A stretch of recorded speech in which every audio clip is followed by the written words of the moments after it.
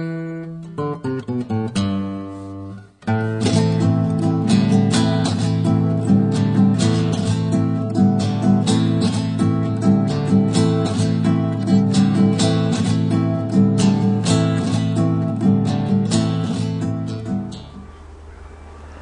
and welcome to this edition of Tips and Tricks. Now today I'll be talking about following the bite. Now, following the bite, it's a really key thing and really important, usually in transitional times. And that's usually pre-spawn and the fall.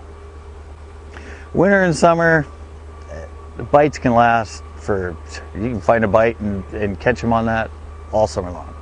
Or if you can find a bite they're on in winter, you can usually catch them on it, all winter. But when you get into pre-spawn and you get into the fall, that's when things are changing. It's transition times. And that's when it's really key and really important to follow the bite. Because a lot of times those fish within that transition time, they're only on a bite for a little while.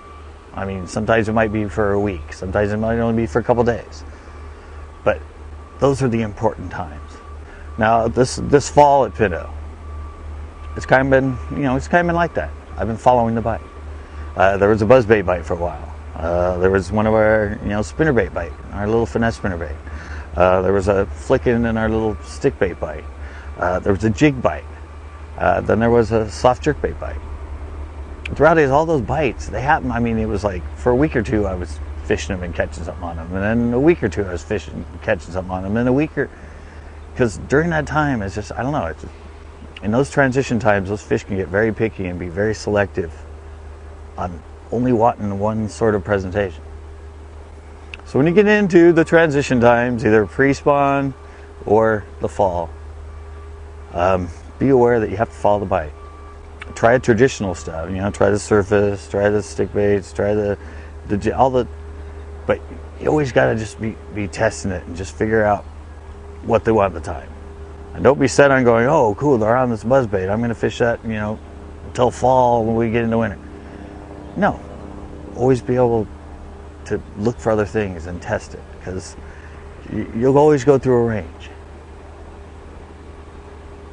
Following the bite. I hope this helps. Until next time.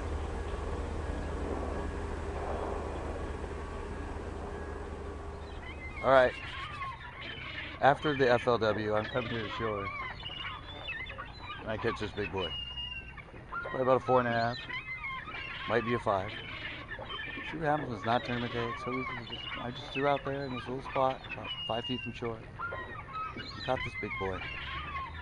A little 4-inch gotcha stick, flicking it just where I was in the tournament.